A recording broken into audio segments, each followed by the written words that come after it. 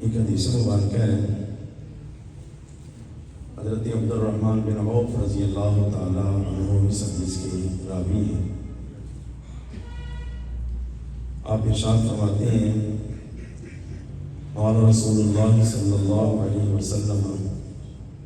اذا صلت المرأة خمسها وصامت شهرها وحافظت فرجها وأطاعت زوجها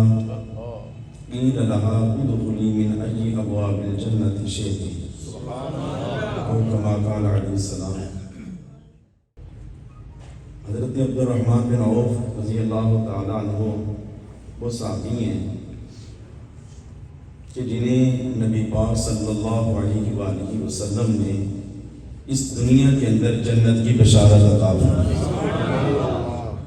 اور یہ عشرہ مبشرہ میں سے ہیں، یعنی وہ ان 10 صحابہ کرام رضوان اللہ تعالیٰ علیہم اجمعین میں سے ہیں جنہیں بشارتیں عطا کی گئی جنت کی۔ وہ فرماتے ہیں جس عورت کے ہاں 4 خوبیاں ہوں، کون کون سی؟ فرمایا اذا صلت المرأة خمسها، پہلی خوبی یہ کہ وہ 5 وقت کی نماز پڑھنے والی، وصامت شہرها، اور جب رمضان المبارک کا مہینہ آ جائے تو پھر فرضی روزے رکھنے والی، وحافظت فرجها، اور اپنی عصمت کی حفاظت کرنے والی ہو، وأطاعت زوجها، اور جب اس کا نکاح ہو جائے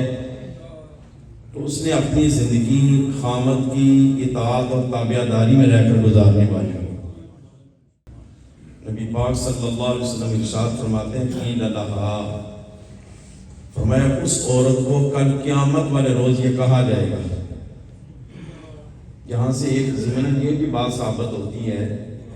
لوگ کہتے ہیں نبی پاک صلی اللہ علیہ وسلم کو علم غیب نہیں، کوئی اس سے بڑھ کر علم غیب اور کیا ہوگا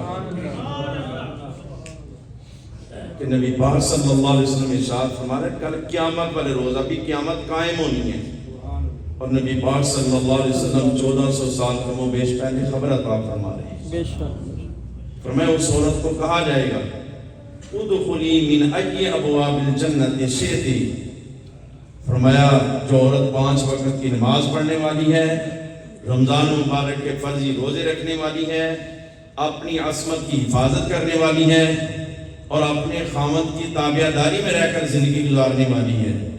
فرمایا کل قیامت والے روز اسے کہا جائے گا کہ جنت سے جس دروازے سے تیرا جی چاہتا ہے تو جنت کے اندر داخل ہو۔